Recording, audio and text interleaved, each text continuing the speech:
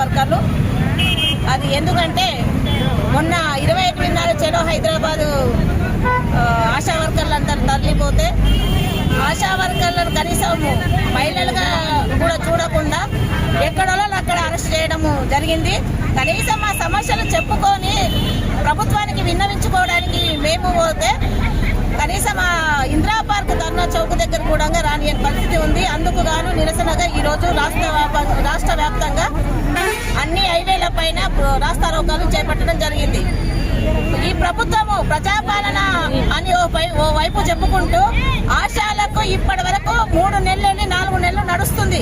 20 సంవత్సరాలుగా ఆశా వర్కర్లు గ్రామాలలో గ్రౌండ్ లెవెల్లో పునాదులుగా బేస్మెంట్ లెవెల్లోగా ప్రతి ఒక్క పని ఆశా వర్కర్లే చేస్తున్నారు. ఈ ప్రభుత్వము ఆశా వర్కర్లు వచ్చిన తర్వాత రెవెన్యూ కావలకారులను మిగతా వాళ్ళని అందరినీ తీసేసి ప్రతి పని ఆశా వర్కర్లతోనే చేయిస్తున్నది. మరి ప్రతి పని ఆశా వర్కర్లతో చేయించినప్పుడు మరి ఆశా వర్కరు 3 నెలల నుంచి జీతాలు లేకపోతే ఏమి తింటుంది, ఆశా వర్కర్ కుటుంబం ఏ విధంగా నడుస్తుందనే ఆలోచన చిత్తశుద్ధి ఈ ప్రభుత్వానికి ఉండనక్కర్లేదా అని అడుగుతున్నాం. ఈ రోజు నీకు అన్ని సర్వేలు చేయాలి, లెప్రసీ సర్వే చేయాలి, ఫీవర్ సర్వే చేయాలి, ఎలక్షన్ డ్యూటీలు చేయాలి. ఆశా యూనియన్ తెలపడం జరిగింది.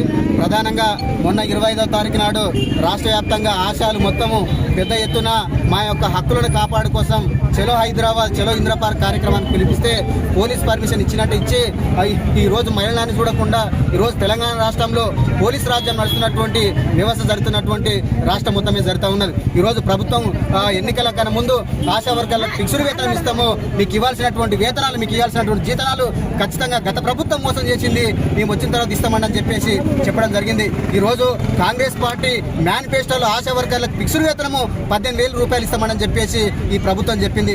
కానీ ఇప్పుడు అధికారంలోకి వచ్చిన తర్వాత 2 సంవత్సరాలు గడిచిపోతా ఉన్న ఆశా వర్కర్లకు అసలు పని చేసినందుకు పారితోషికంగా ఇవ్వనటువంటి పరిస్థితి ఉంది. వాళ్ళకు వచ్చినటువంటి జీతము 9,900 రూపాయలు అవిఘటంగా 3 నెలల నుంచి పెండింగ్ ఉంటే ఎలాగా అంటే కుటుంబం